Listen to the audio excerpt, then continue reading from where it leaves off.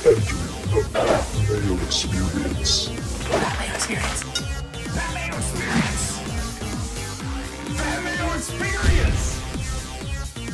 Experience. Welcome to the Pat Mayo Experience. Wild Card Weekend DraftKings picks and preview. We're going to be going over the entire slate, the 4-game slate, position by position, and joining me to break it all down from dailyroto.com, it is co-founder Mike Leone and now of dailyroto.com, Davis Mattek. Congratulations on the job. Leone's so excited to be my coworker. You guys should see his beaming face. So excited. My favorite part is interacting with Davis in Slack, and now we have somebody else to blame when things go wrong, along with Ricky Sanders. That's like the primary reason for our hires is, how well can we scapegoat these people? Now, you said co-worker, Davis. Isn't Mike just your boss now? Mike, technically, I think Mike is just straight up my boss now. Oh, that's kind of rough. I'm not going to lie to you. He gets to deal with me needling him and annoying him all the time. All right. Just a natural evolution of my career was to finally have Drew and Mike be my boss instead of just my dads. I mean, Mike, you can't be that much older than Davis. What are you, 2 years older? I gotta be older than Davis. What are you, like 25? 26, yeah. 26? I'm turning 32, man. I'm old. Oh, yeah. See, I didn't realize you were so close to me in age. I know I have the youthful look, but I'm the oldest of the bunch. I'm all your dads. How about that? Well, I think Drew's older than you. So Drew's the dad. Now, I don't see Drew around. Drew's basically a deadbeat dad right now. I'm the only one who's around on the show. So I want to let everyone know, give the episode a like and leave your DraftKings handle in the comments section. And that way, if you list what game you want to stack the most this week, you get in a draw. For $20 DK, I'll announce the winner on next week's Spread Pick'em show with Feinberg and Cust, and that show is already out for this week. You can go and check the description. You can find it there. Just hit up the YouTube page or my podcast feed, Pat Mayo Experience, wherever you can download audio podcasts. Golf is back too, and I have a Bachelor preview.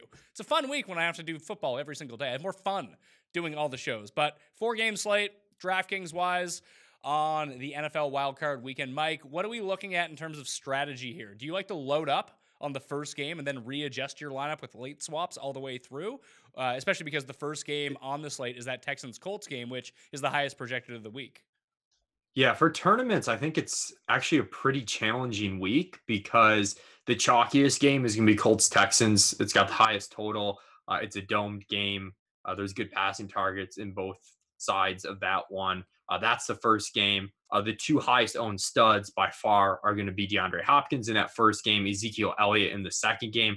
Would have been nice if Dallas played on Sunday, for example. So you'd have, based on how you started, you could take on the Zeke chalk or you could pivot off of it. So it's pretty challenging. Davis and I were talking before we came on the show with you about ways that you can go contrarian. And it's tough to get away from using one of Zeke or DeAndre Hopkins. I think if you're using both, that's a really chalky build to start. So you might want to try and just use one. If I'm going to pull off one, I think it's going to be DeAndre Hopkins just because the wide receiver position comes with a bit more volatility to begin with. And I think the mid-high tier receivers, Keenan Allen, Doug Baldwin, Amari Cooper, they're not going to go owned very much because people are going to have to go with cheaper wide receivers if they're fitting in Zeke and DeAndre Hopkins. So that's sort of like my general overview of how I'm seeing things from a tournament perspective.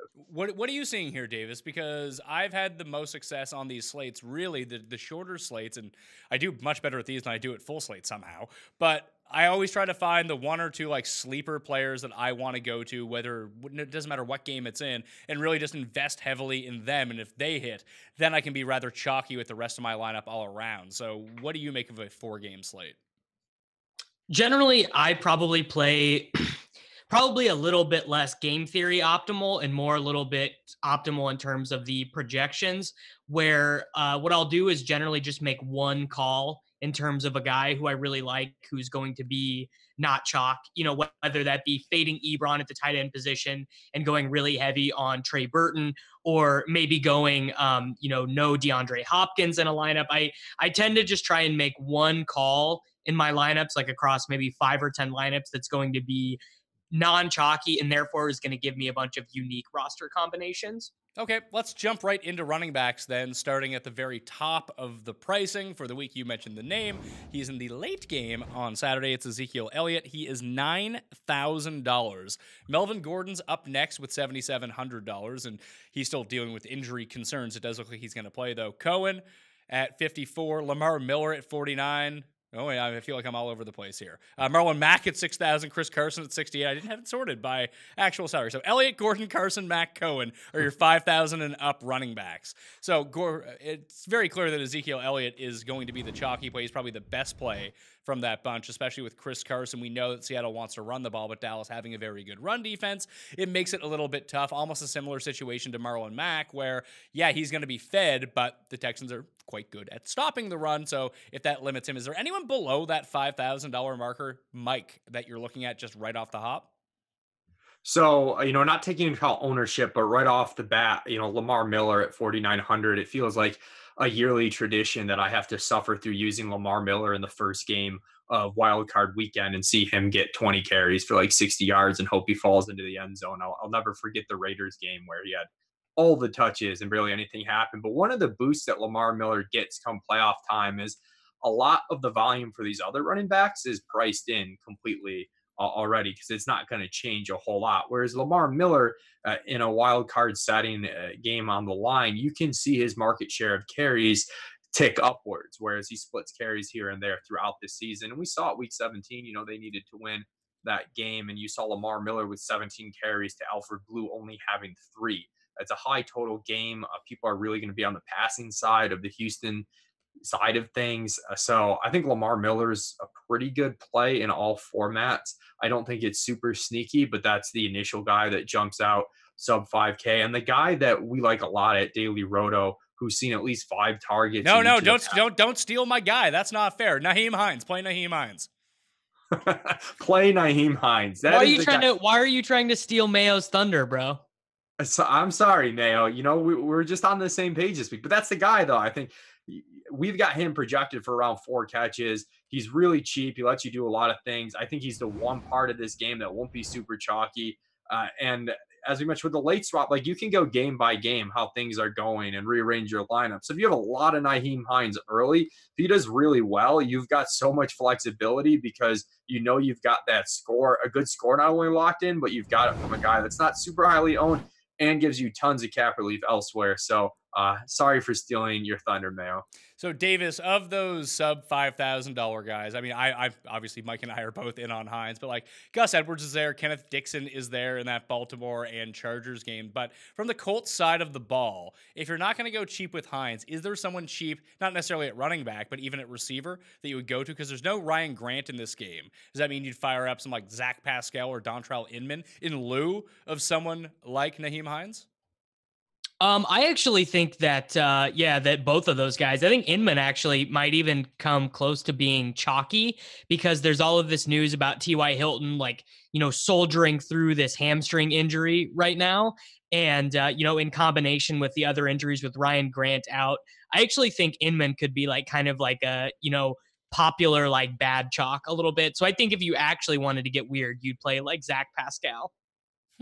Very interesting. So besides Hines, Mike, are you looking at Gus Edwards, Kenneth Dixon? Austin Eckler returns this week. We know that he's produced some big games in certain spots. And with the Baltimore pass rush being so good, you could just see, and Feinberg's all over this, that he thinks that Austin Eckler is the key to this game and how the Chargers offense is going to storm down the field. But could this be one of the spots where he ends up with 6 catches? I'm more into Gus Edwards than Austin Eckler. It's tough because they're vastly different backs. You mentioned Eckler, hoping he falls into 6 catches or something, whereas Gus Edwards, you're not really looking at anything in the receiving game. You're just hoping the efficiency is there. And the way they've been able to run the ball with Lamar Miller, I think there's a chance that if they get ahead early and they are just so run heavy, they can just wear down the Chargers defense. And you can end up a game with just a ton of rush attempts for a Baltimore team that if you look at it throughout the season, even when they went to Lamar Jackson, they run a ton of plays. They are able to, grind out the clock and even while doing that, still get in a bunch of offensive attempts. And that's one of the things that we projected Daily Roto from the top down, starting with attempts. So I do have some I guess, favoritism towards Gus Edwards as one of these cheap guys. I'm really interested in where you guys think the ownership is going to be because, you've got Tariq Cohen at 5,400, Lamar Miller 4,900, Gus Edwards 4,200, and Naheem Hines in the low threes. Those are like the four guys I'm looking at as far as values at running back, aside from paying up expensively for Zeke. Well, Davis, if you go with Gus Edwards, you get maybe a reception that comes along with it. More likely zero. I think one reception is honestly probably over projecting him at this point. So you're essentially getting yourself into a LeGarrette Blount on Thanksgiving situation where he's going to need to rush for 100 yards and score multiple touchdowns. It just seems like a big ask, to be perfectly honest. Oh, it seems like a huge ask, but if there was a game script set up to do it, this is definitely going to be it because the Chargers offense is good. We know the Ravens defense is good, but the Chargers offense has the ability to put them on their heels. So I think the game plan that they have installed for this week, like if Lamar Jackson completed 13 passes this week, I would honestly be flummoxed. Like they really just want to run the ball. And actually I'm writing some picks against the spread articles right now. And one of the stats I found was that since the week 10 bye, when Lamar took over, in all games but one, the Ravens have more rushing yards than passing yards.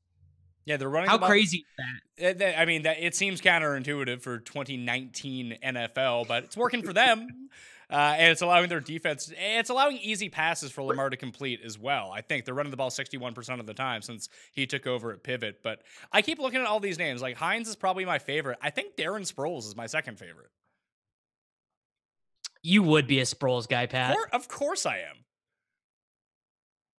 Yeah, I mean, if you think it gets into a big negative game script, but I'm just concerned they split, as Davis said to me before the podcast, they split between three different guys and none of them are very good. Sure, but even to look at, since he's come back, 2 receptions in each of the games. He's the one that they're going to use in the passing game if they're going to use any of their running backs. They're 6-point dogs, so presumably they're going to be passing. And it could be one of those situations where, yeah, the offensive line for the Eagles is pretty good, but we know that the pass rush for the Bears is also especially good.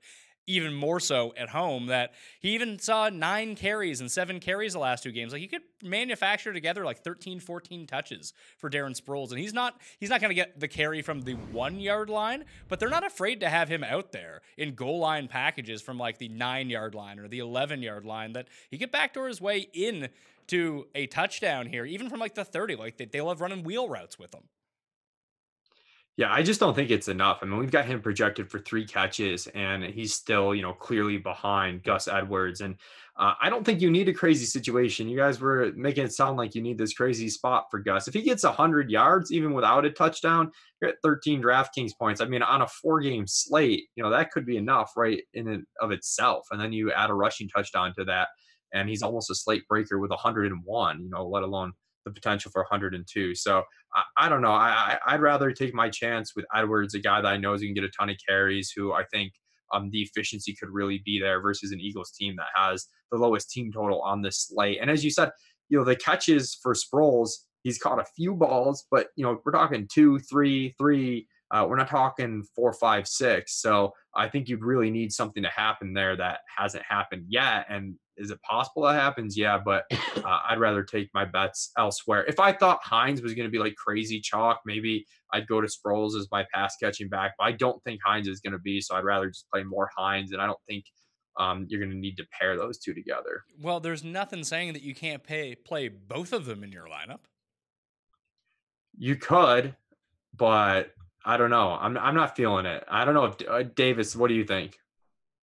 No, I think that the running back spots are too valuable to play 2 guys like that who have like very low floors. All right, so what do we do at the top then? Do you jam in 2 of the top guys and then take one of these, either a Hines or Gus Edwards, and I like Sproles in the spot too, maybe mix and match those as your 3-man core? Like, besides Zeke, who is the play from above $5,000? Is it Cohen? I think it's Cohen. I know. Yeah, I think it's Cohen too. Yeah, and my thought with Cohen is, I know some people might be worried about game script and think, they're the biggest favorites wild card weekend. That you would think would be more of a run heavy approach, which is going to be the Jordan Howard side of things. But the way I look at it, this offense, when it's going well, it's featuring Tariq Cohen more often. And, we saw them early in the year when they weren't having a ton of success with Jordan Howard.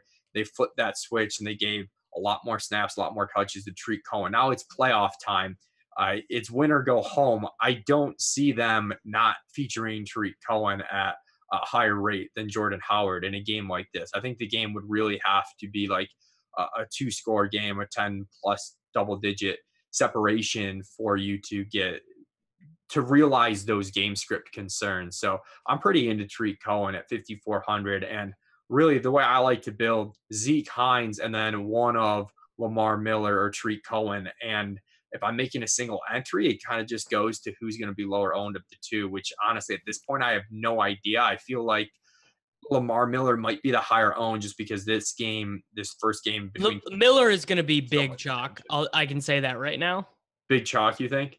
Yeah, he will show up in most optimal lineup, like when you just run projections and he goes through. I mean, he's 4,900. Yeah. I think Cohen's the play. Yeah, Cohen in that range, I think, would be the play. And even to piggyback on some more Cohen points that Philadelphia, well, the defense isn't the greatest. They still are top 10 DVOA against the run. They've been really good over the past month since basically they went on this winning streak that really shutting down people up front. So that would allow more for Cohen. But I'm thinking about playing that game in particular, maybe play a lot of the Bears passing options, because I think we all forget how bad Philadelphia's secondary is. It's just no one has taken advantage of it in 3 weeks. That there could be some, instead of playing like Cohen, maybe you can play Cohen, but play Trubisky and Allen Robinson along with it. Now that you have Anthony Miller out, you have Taylor Gabriel. I guess Kevin White's getting back into the mix. Davis, you had mentioned Trey Burton. That I'm kind of intrigued by the Bears passing game. That I'm just looking at the three guys below Zeke, Gordon, Carson, and Mack. Like, I can't figure out what to do with them. They're all in bad spots, but Marlon Mack was in an equally bad spot against Dallas like 3 weeks ago and absolutely broke the slate. Yeah, I mean, like a lot of the value in these short slates is figuring out what people think is going to happen and then doing the exact opposite of those things. So you would think, Chicago is a favorite. They're a significantly better team. Philadelphia does have this bad secondary. Trubisky's not going to be one of the two most owned quarterbacks. All of the Bears receivers are going to be non-chalk, especially like Gabriel might get there just because he's cheap. But Allen Robinson, Anthony Miller, Trey Burton, these are guys who are probably going to be like 12% owned max. Mike, do you have a preference between Gordon, Carson, and Mack? Like, do you just Gordon? I think it's Gordon just because I don't think people are going to play Gordon. I think he has definitely the highest ceiling of those three. I think people are just still going to play Mack. I know it's in a weird pricing limbo spot there, but I feel like outside of Hines, like almost everyone in this Houston Colts game is going to be pretty chalky, at least relative to where you would think. So. I like Melvin Gordon. I know it's a terrible matchup against Baltimore, but he's the only other guy along with Zeke that has the potential for that legitimate workhorse role this week.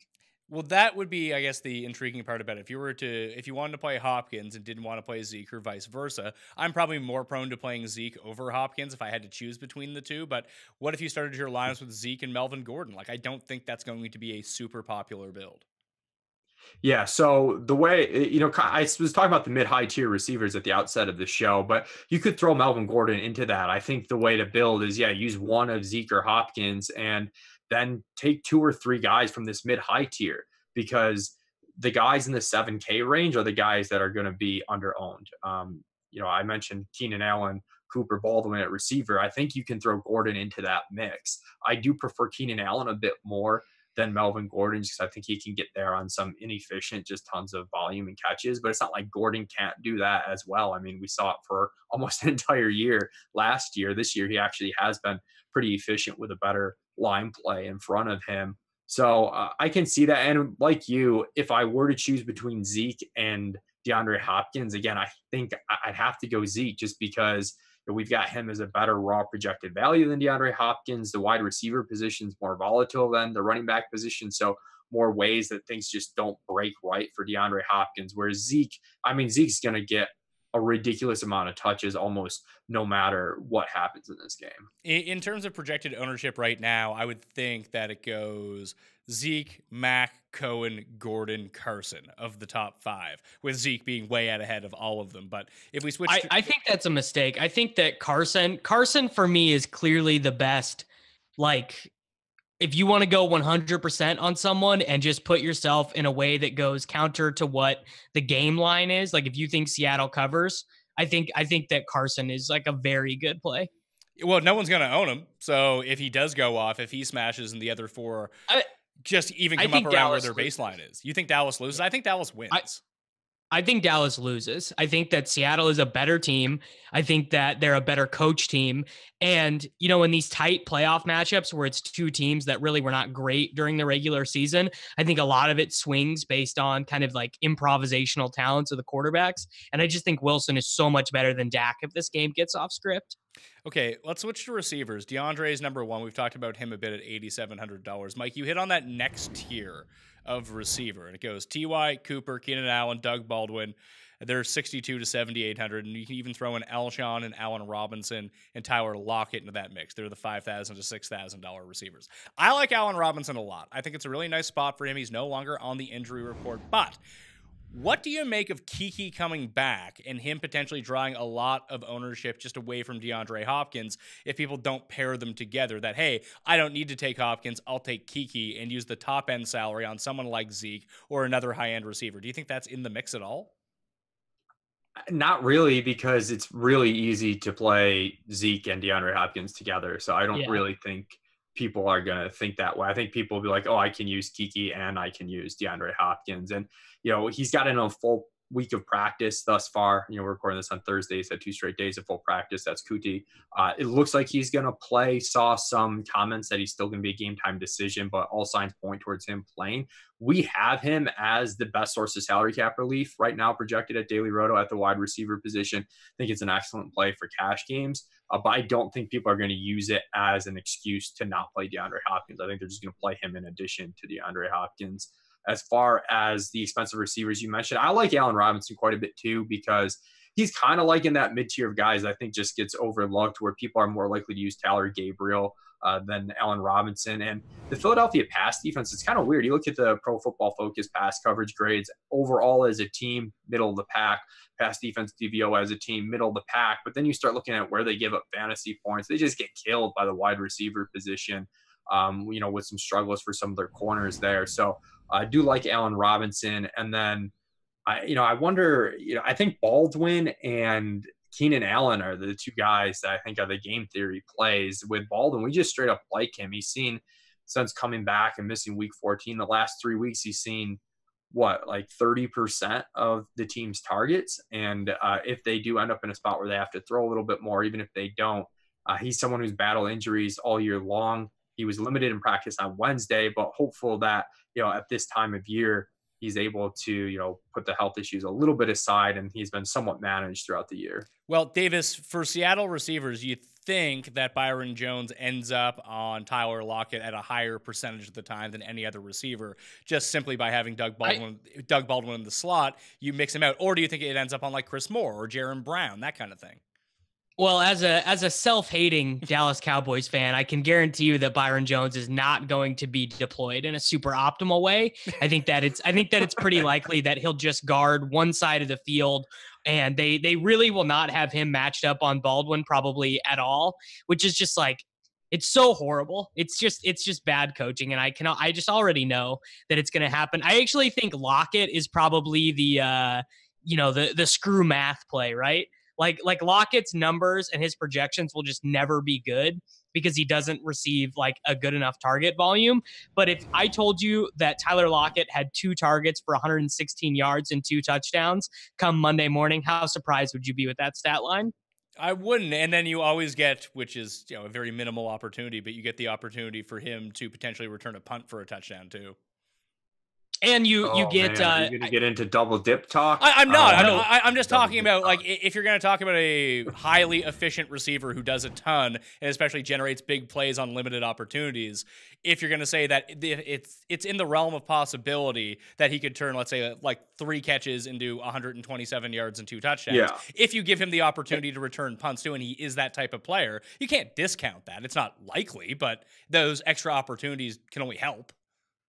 Yeah, one of the things I worked hard on this offseason for Daily Roto is making a range of outcomes model that gives, like a 75th percentile, 90th percentile projection. And it's cool to see for individuals, but just like macro, the types of players that pop in the higher end ceiling. And it's guys with high yards per target with good team totals. And you don't really get the good team total for Tyler Lockett, but you do get the high yards per target. We've got him at 10.4 for this week, which is, clearly the highest. It's higher than DeAndre Hopkins, who is second. So I do see that a little bit. The volume's shaky, but the volume's going to be shaky. That's not why you're playing him, as Davis said.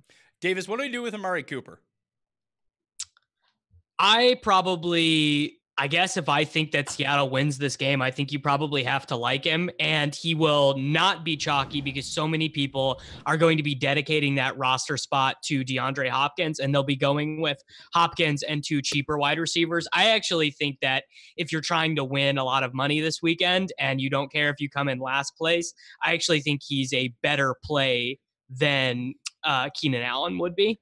Well, I always have Keenan's going to be lower owned than Cooper. I bet the 90th percentile projection for Cooper is way better on Daily Roto. Mike, I bet if you look it up. It is. The team total is a lot higher. The efficiency is a lot better. It is. But, he's also – I think probably know what number Amari Cooper is, too. If you took Cooper, Baldwin, Allen, and Gordon, I think if you said play 2 of these 4 guys in almost every lineup and you were making a bunch of lineups, I think that's the way to really be different and hit a home run. And then only use one of the Chargers guys. I would not double up on Chargers guys. There's not enough upside to go Keenan and Gordon. But you could use 2 of those 4 guys and isolate, one Chargers guy. Okay, so I have very few notes ever made about certain things, but I do have little pockets and nuggets on players that I just keep so I don't forget certain things. But are we just overlooking? I know that he's banged up, that T.Y. Hilton is in the spot he likes the most in his career at Houston. So this one is absolutely tearing me apart. I think the reason why I haven't talked about him a lot, one, with the hamstring injury that he's dealing with and some of the comments they've made, it doesn't sound like he's 100%. He's definitely going to play. He's played really well, even though he's been banged up this season. The upside's magnificent. But for me, sort of the tipping point is if I have some of these concerns and I'm not sure which way to go, I just think he's going to be really, really chalky. I think if there is one mid-high tier guy that's chalky, it's going to be T.Y. Hilton. Really? I don't think so, Mike, because people know about this injury. Yeah, people know about this injury. If he's okay, so if we were ranking ownership between him, Allen, Baldwin, and Cooper, where do you think Hilton fits in among those 4? Probably behind Cooper, ahead of Baldwin, probably third. You think so? Yeah. Well, you mentioned, if that's the case, if you think that Hopkins is going to generate this sort of ownership and Zeke's going to generate this sort of Zeke could be 80% in tournament slates and Hopkins could be 65% or potentially more, that TY just doesn't fit that build whatsoever. Yeah, if Cooper is going to be higher owned than Hilton, then everything I just said, replace Cooper's name with Hilton's name, because I think from a ceiling perspective, I definitely prefer Hilton to Amari Cooper. Because if you're hitting the ceiling, the injury is not going to be an issue. The injury is more like a floor concern. I guess the chances of hitting the ceiling are reduced. But God, if you're going to get Hilton in this game that everyone's going to play, everyone's going to stack this game, if Hilton's going to somehow come out of it with not that much ownership, yeah, I'm buying. I'm just a little bit skeptical. I think he's going to end up the highest of, the non-nuke receivers, but it is tough to kind of run the math. I do kind of have to see some builds because if people are playing Nuke and Zeke together, yeah, you're right. It is tough to get that second mid-high guy, especially if we don't think a lot of people play Hines. So now I'm starting to worry Hines is going to end up chalky. I think that Inman and Kiki are going to be the 2 receivers that you see besides DeAndre Hopkins garner the most ownership, or potentially Gabriel. You don't think it will be Gabriel? Between those 3, Gabriel, Kiki, and Dontrell Inman. I think those 3 are going to carry a substantial amount of ownership. Yeah, I agree. And that's why I think the moves go mid-tier. We mentioned Allen Robinson there. I think the mid-tier balance, don't play one of Nuke or Zeke and get some of these mid-tier guys that have really high ceilings. I think that is, the move in tournaments. In cash games, our Daily Roto builds say, smash Zeke, smash DeAndre Hopkins, and take advantage of the exact receivers you just listed. But I think a lot of people's projection stats are going to push him that way. And when you take into account variance and whatnot and ceiling, potential. That's probably not the best way to build tournaments. You're not. Shouldn't I just stone fade Elliott for like game theory purposes? I can't do it. I don't know if that's. I'm trying to think of what ownership he'd be worth fading. Like 80%'s got to be like I would fade Patrick Mahomes at like anyone's got to be a fade at 80%. Well, a quarterback's completely different than yeah. I'm just Mahomes is just the best. We're projecting Zeke with 27 DK points and everybody else at 17 or lower. That's like insane. And the other aspect is he's not hard to fit. So like, let's say he has a bad game and scores 18 DK points. He's still the favorite to be the highest scoring running back. And at that point, unless multiple high end receivers all go off, like I don't know. I've been trying to get myself more in a game theory mindset this year, but I have a tough time fading Zeke. But yeah, well, I mean, I can tell you right now, it's GTO to fade Zeke and just go Carson. I'll just say right now, like I'm not buying the Carson. I don't think you have to go I'd rather go Melvin Gordon. It's an exact 1-for-1 replacement. You're saying instead of Dallas dominating this game, you're saying Seattle dominates this game. I think you're overplaying the correlation there. Like Zeke has seen a ton of targets this year. Like, make it Melvin Gordon. Make it Melvin Gordon. I think either way, I think it's like definitely game theory optimal to just go zero Zeke. I think what I'll do in MME sets, I think I won't use Zeke and DeAndre Hopkins together. And if the chalk pairing of those hits, it hits. But I'm only going to use one of those two. And that'll probably force me to fade a little bit of Zeke and maybe even be underweight, but I'll still end up with probably like 65% Zeke. But is being underweight on Zeke is probably horrible though. You probably want to go 100%. I don't buy that you have to take either fade or be overweight. Like I think it's fine to have this middle ground where you're underweight on a guy, but not. Like you don't have to go all in on something. That's such a Michael Leone answer to just be like, well, I don't know if you should do like. Well, I'm just saying all in or all out, Michael. I'm saying fade one of those two 100% lineups. You don't have to pick which one though. Like I don't think you have to. Okay, no, I see what you're saying. I see what you're saying. In every lineup, have just one of the two super studs. Okay. So if you were to play sort of the chalkiest lineup coming in right now, you played Luck at quarterback, Elliott, DeAndre Hopkins. We'll say Kiki is probably the highest owned of the low-end wide receivers. Give one of the wide receiver spots to him. Eric Ebron and the Bears D. Just saying that they're most expensive. They're probably the best one on the slate that people like. Throw them in. You have $4,400 left for a running back, wide receiver, and flex spot. That, to go back to the point of people not paying up for potentially T.Y. Hilton, I think that when they try to mix and match everyone together, that he's just too expensive to get to. Yeah. Yeah. Well, now my Hilton owner's exposure for myself is definitely going up as we talk through this because I think you're right. I mean, the math just works out. You just can't afford those top three guys together. Any loser receivers, Davis, that you're into? Taylor Gabriel, big loser. Definitely into him. I guess if you wanted to get real weird, you could play DeAndre Carter instead of Kiki Cutie. Yeah, that seems like a bit much. Yeah, and then also one of the Philly guys, if they're really true 6-point road dogs and they're just throwing the whole time, one of those Philly guys is going to have a random 11 target game. What about Gallup? If you think Dallas is in the negative game script, Mr. Air Yards, Michael Gallup, any love there? It's too near and dear to my heart to make like a good process call about that offense, honestly. I feel like of the super cheap receivers, I like him the most. Like there's part of me that's like, I mean, John Brown's down there. I'd rather take Gallup than John Brown though. I'd like the sub 4K guys. Okay, how about this then? In week 17, after Anthony Miller gets hurt, do you know which Bears receiver played the most snaps in that offense? So I don't, but it sounds like Miller has made some progress here. He's not playing, is he? Isn't he going to be out like 4 to 6 weeks? I think he was a full participant in practice. All right, so I have that wrong then. So that's good work by me.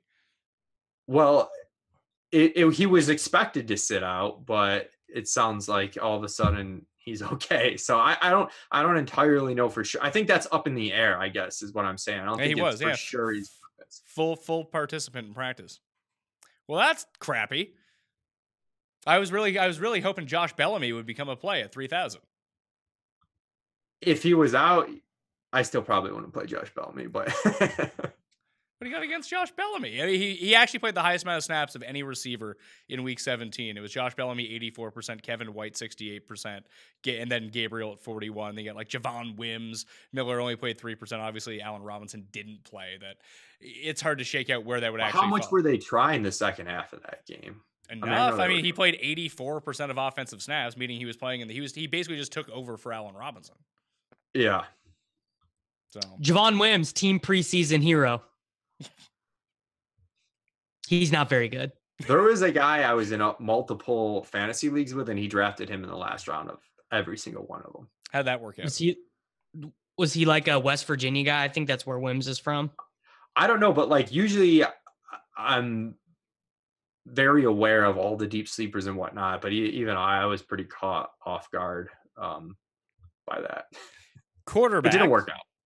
Let's move to quarterbacks. Watson's the highest price. Luck is the second highest price. That's the game with the highest total of the week. And then when you go below them, it's kind of interesting, only because those are the two that are the high price. Mitch Trubisky, $6,200. Then everyone else is below $6,000. You got Rivers, Lamar Jackson, Russell Wilson, Dak Prescott, and Nick Foles. Is everyone going to play one of the three of Watson, Luck, or Lamar Jackson, Davis?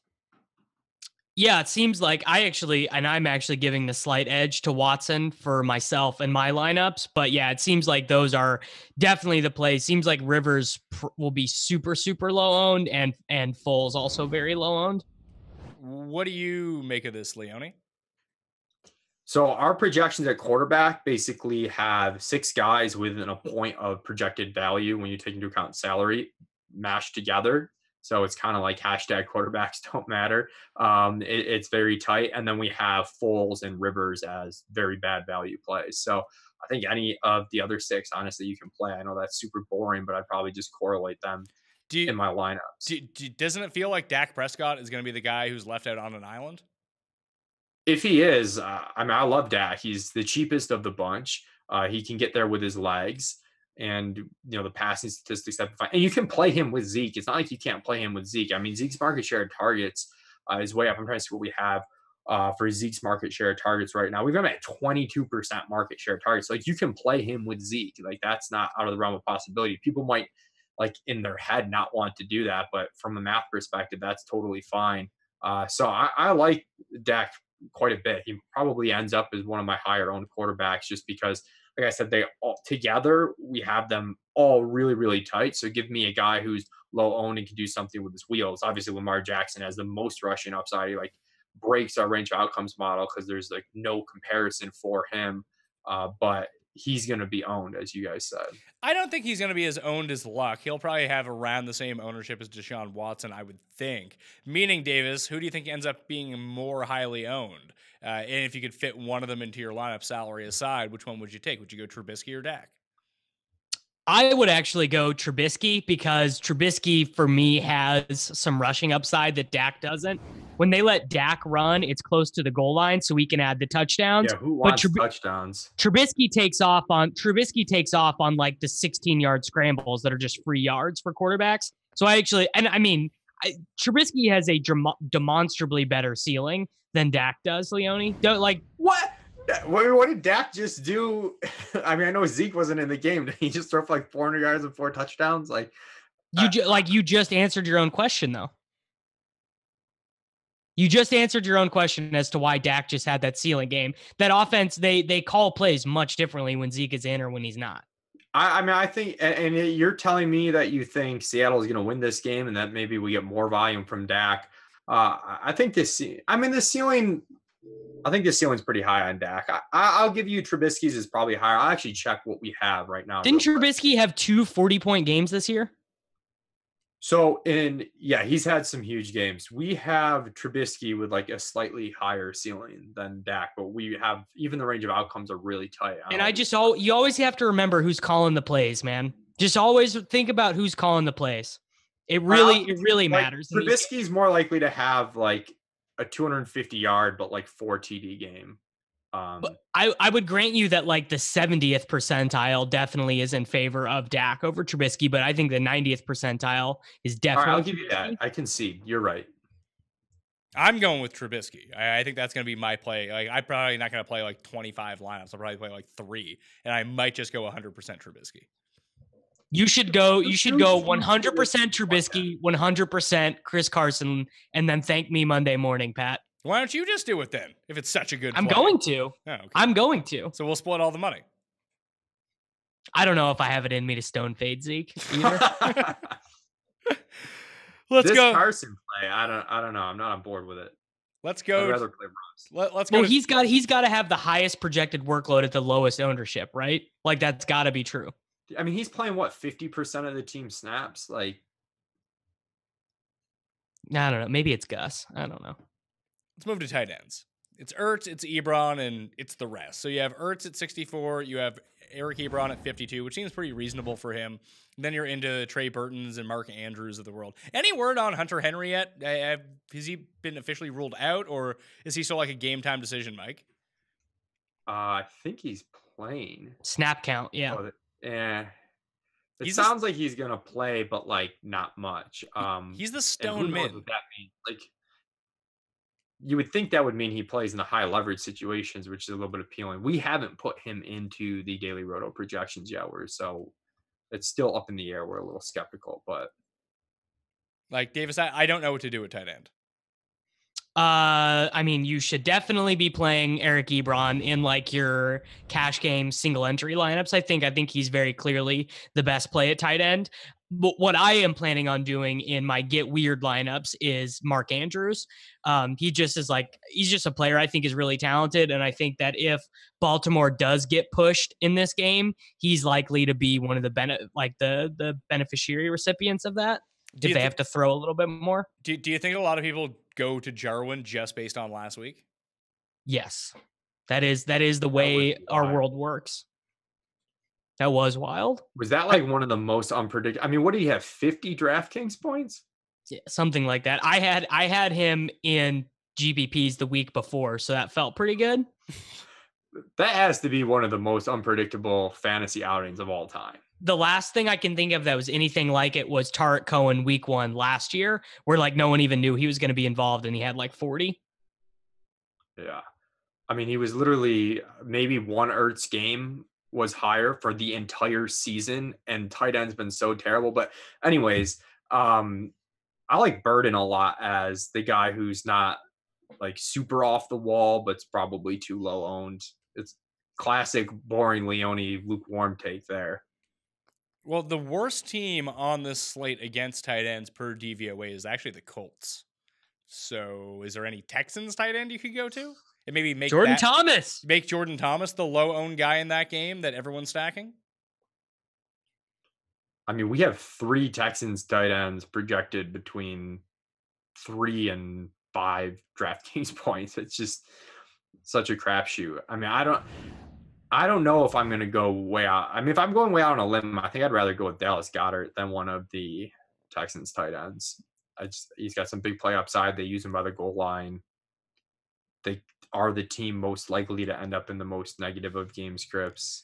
Well, do you think Goddard's... what's the chance that Ertz goes wildly underowned in this spot because he's so expensive? We just talked about lineup construction, that it's hard to get him in without sacrificing at another spot, and everyone will just pay for Ebron because he's cheaper, and this matchup is actually far superior, where Ertz is likely going to be in a positive game script for him the entire game. People are talking about saving money by playing Goddard or paying down for Mark Andrews, that kind of thing. Is there a chance he comes in at like 9-10%? I don't think 9-10%, but maybe 20%, which you could argue on a 4-game slate at a horrific position is too low. I'd put it this way. I don't think Ertz comes in at an ownership where you'd be fading him based on ownership, if that makes sense. Like, I don't think there's a number, the number that Ertz comes in, I don't think you're going to say, oh, if I knew he was going to be that owned, I wouldn't have played him at all. I don't think that scenario happens. So, and he fits sort of, if you want to just extend, I started with the mid-high tier receivers, but you extended to include Melvin Gordon at running back, extended to include Ertz at tight end. I just think this mid-high tier range, 6 to 7K guys, maybe some of the 5K guys, these are the guys that have the best ceilings on this slate outside of Nuke and Zeke. You just hope one and Nuke and Zeke fail, and you just pepper, different lineups using a bunch of mid-high tier guys. I can get on board with that. Ebron just going to be so high owned. I won't full fade because I will. This seems like a perfect spot to full fade Eric Ebron. And if he goes off, this is actually true. And if he breaks the slate, then you lose. And listen, I lose most weeks anyway. So just fading Eric Ebron is not going to be the stupidest thing I've done all year. But if he doesn't get there, like you can box out a lot of the field if you get the tight end right and Eric Ebron misses. Yeah, I'd full fade Eric Ebron way before I full faded Zeke. I'm trying to think of so the three chalkiest guys are Ebron, Zeke, and Nuke, right? Like that's and maybe definitely. And Kiki probably now if he's practicing. Who are you most likely to fade of that group then? Ebron, yeah. Yeah, I think it's Ebron. Because if you go with a cheap tight end, tough for me. Like the Cootie thing's tough. Like if he plays and he's not fully healthy, and like some guys cut. But at the same time, I could see him. But he's so cheap that, yeah, I think it's Ebron. I think it's Ebron or Nuke. I might play some Hunter Henry if he's going to be on a snap count. I would assume that's in all receiving situations. They're not going to ask the guy to block. Yeah, and you'd think they'd be pretty good receiving situations too, like by the end zone. All right, let's close this out with defenses. I got a defense for you, and I'll probably just play them in all of them. Chargers D, let's go. You're trying to short Lamar, huh? It's not, even if Lamar has a good game, let's just say that in the crazy world of the NFL, that somehow the Chargers get up 10-0 after the first quarter in this game. They can just go to town. If you get into a situation where Lamar ends up passing the ball more than 25 times, that's a bonanza for whatever defense is facing him. So the thing I'd say for that situation to happen, you're talking 20-0, not 10-0. If it's 10-0, they are running still the whole game. Yeah, I agree. I think that the 20-0 can't happen, but you need more than 10-0. Well, the 50th percentile outcome for them is pretty bad. I think it's like facing like 18 pass attempts. The volume against, yeah, I can see that. But out of all the quarterbacks that you're facing on the slate, I would think that Lamar's the most prone to turnovers. If put like his turnovers per, probably the most prone to a bad, like a other way turnover. Yes. Yeah. And he can still fumble too. Like the rushing attempts aren't a net zero. Normally when we think about it, it's like, hey, you want to drop back, you want to get pressure on the quarterback, sacks, lead to turnovers, whether they're strip sacks, whether they're picks, and they can go back the other way for 6. But we've seen Lamar fumble a few times too, and he's always running. Yeah, I mean, I feel like I don't have very many hot takes at defense. I guess Philly for 2,200, just because they're so freaking cheap. I don't think anyone's going to play them at all. And I think a lot of Trubisky's success is due to, the context around him and the play calling, that it's not out of the realm of possibility that he just stinks it up. The other two that I was just thinking about, the Colts for one, only because Watson gets sacked so much every single game, and the Cowboys were the other one. Like if you play Zeke, you can play the Dallas defense, and it's not like Seattle's offensive line is anything special, and Dallas has one of the best pass rushes left in the playoffs. That I doubt many people are going to use Dallas against Russell Wilson, that this could be a very underrated spot for them. I think both of the defenses in this game will be not super owned. Yeah, those are the only two defenses we have projected for over 3 sacks as of right now. Ooh, the Colts and the Cowboys? Or both the Cowboys and the Seahawks, that game in general. I mean, has Deshaun Watson been sacked fewer than 3 times in any game this year? And then we have the Colts as like right behind them, like just under 3. Because that could be, it's tough because the Colts got up on Houston last time they played, and Houston just decided to run the ball the entire time anyway, that they never got a real chance to tee off on Watson. But if he passes 40 times, he could be dropped 8 of them. Yeah, their offensive line is horrible. I get that play. So yeah, Colts, Chargers, Cowboys would be my 3 that I would mix in. Yeah, I'm okay. I'm okay with that. Do you have any that you just prefer? I actually think that the Bears can kind of just tee off, and I think that a lot of people probably will. I think people just think that Foles is like really good, and we have two very distinct samples of Foles. One where he looks like better than Patrick Mahomes, and one where he looks like I don't like someone like I couldn't come up with a bad quarterback name off the top of my head. I'm embarrassed, but yeah, I think the Bears defense. Yeah, I think he looks like Nate Peterman in like the other half of the sample. I have projected right now the 3 highest owned defenses on this slate, the Bears being number 1, the Colts being number 2, and the Eagles being number 3, Mike. Eagles 3? Yeah, just because they're so cheap. They allow you can pay down and just. Yeah, that's I mean, look, DST super variant. And the Chargers play is kind of like Davis's Tyler Lockett play. Like the math isn't going to line up because you're talking about a big play is what you want. You know, you're not going to project the Chargers for a lot of sacks or picks just because you're not projecting the pass attempts for the Ravens to be anywhere near high. So I'm starting to come around on that one a little bit, but you know, I think the moves to go cheap, you know, then just roll the dice a little bit.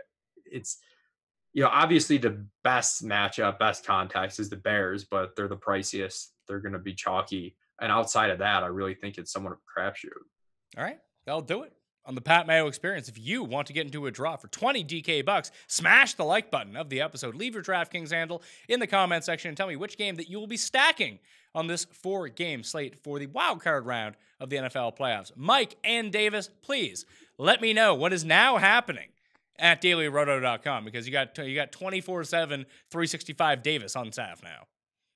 Yeah, we're really excited. We brought Davis on board. You're going to see his content on our sister site, rotoexperts.com. I remember that site. What's that? I remember that site. Do you remember that site? I do. I feel like that there was a time when there was a lot of Pat Mayo content on that site. Yeah, this guy wrote some like decent golf articles. So I've been told for that site. But yeah, rotoexperts.com is our season-long site, but we're expanding that to not just be fantasy. Davis is going to cover all things betting, you know, playoff fantasy, prop betting, dynasty rankings. You know, we're going to have the Daily Roto model powering season-long projections, basically starting from when the Super Bowl ends. We're going to cover the NFL draft, just general NFL coverage, you know, interesting film breakdowns. You're looking at the next gen stats and everything that's out there. So basically all things NFL all year round. So we're really excited for it. You're going to find that on rotoexperts.com, and then dailyroto.com. You're going to have all the DFS stuff. You know, we've got you covered for the playoffs with projections for DraftKings, not just for the main slate, but all the showdown slates. Drewby's just been cleaning up the showdown slates for us. So we'll force him into writing all the showdown write-ups. He's got a really good handle on how that's been working, and the showdown slates have been a lot of fun. So we got a lot going on between both dailyroto.com and Roto Experts. Happy to have Davis on board to expand that content. Davis, a few quick tips as it pertains to Roto Experts. Don't let them tell you that you can't swear, because you can. I used to do it all the time. And I used to just publish my... What's that? Noted. And just publish your articles. Don't wait for editors. Also noted. Perfect. Then you'll be good to go.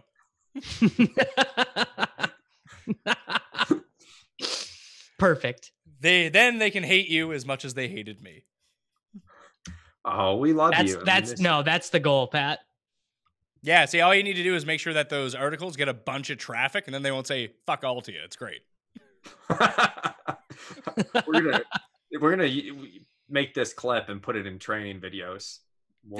That's the way that you do it. Scott right on the training videos with this clip. All right. Do you know if my promo code is still good there, the PME for Daily Roto for NBA and or NFL, Mike?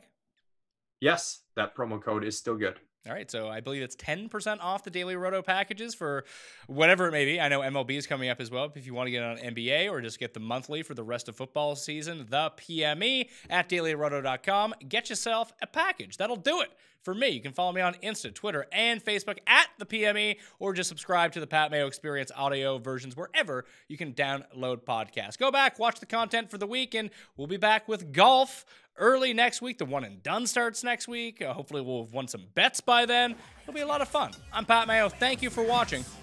I'll see you next time. Pat Mayo Experience! Experience!